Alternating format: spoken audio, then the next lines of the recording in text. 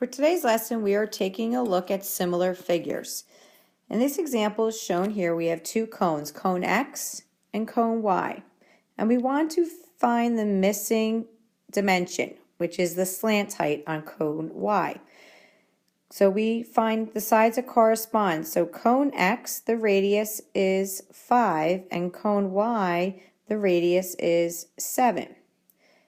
Cone X, the slant height is 13, and cone Y, we don't know. So we have an L there. In order to find the answer to the variable, we do 7 times 13 divided by 5. And when you do that, so 5x equals 91, because 7 times 3 is 91. Then we divide that by 5.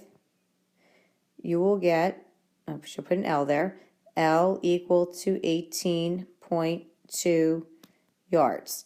So the slant height on cone cone Y is 18.2 yards. For this example, the pyramids are similar again, and we're trying to find the surface area of the pyramid, of Pyramid A. Pyramid B surface area is given, we're looking for Pyramid A surface area. So we find the sides that correspond. So Pyramid A, okay, we have a height of 6, and Pyramid B, we have a height of 10. And because we're looking for the surface area, we're going to take all of that fraction and square it. So 6 times 6 is 36, and 10 times 10 is 100. So now we could set up a proportion to find the surface area of Pyramid A. So once again, I have Pyramid A and Pyramid B. We have 36 over 100 equals, we don't know Pyramid A's surface area, over 600. So once again, we cross multiply. 36 times 600 divided by 100, you'll find the surface area of Pyramid A to be 216 feet squared. So that would be the surface area of Pyramid A. This example, we're looking for what cylinder is similar to cylinder A. So let's look at A and B first. So in cylinder A, we know the height, so I'll put A, height, is 4. And then we have B's height, which is 3. So that fraction is 4/3. Then we take a look at A's radius, and then B's radius. So the radius of A is 6, and the radius of B is 5. And then we take a look at the fractions. Does 4/3, is that equivalent to 6/5? Well, 5 times 4 is 20, and 3 times 6 is 18.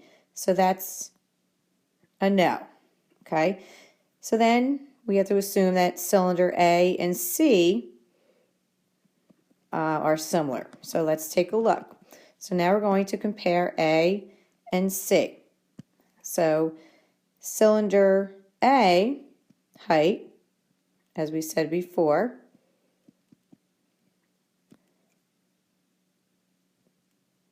I don't know what's wrong with this pen. A height was 4, and C height is 5. And now let's take a look at the radius. The A radius was 6, and the B radius is 7.5.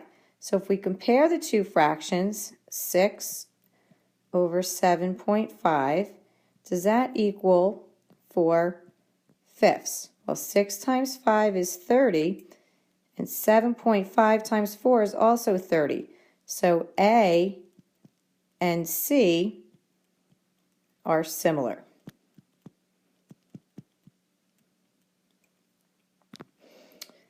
Okay, in this example, we're given the volume of the second cone. We'll call them cone A and cone B. So we know the volume of cone B. We were trying to find the volume of cone A. So once again, we set up our ratio. So we know A, the height is 5, and B, the height is 12. Because we're looking for volume, we want to cube it. So 5 times 5 times 5 is 125. And then 12 times 12 times 12 is 1,728. Okay, so now I need to set up my proportion. The top numbers representing my A cone and the bottom numbers are representing my B cone. So I know the volume of B, so that's going to go in the bottom of my fraction. It's 288. We don't know the volume of A. That's what we're trying to find. So the X goes there. So you're going to multiply 288 times 125, then divide that by 1,728. You will get the volume to be 20.8 centimeters cubed. That would be the volume for cone A.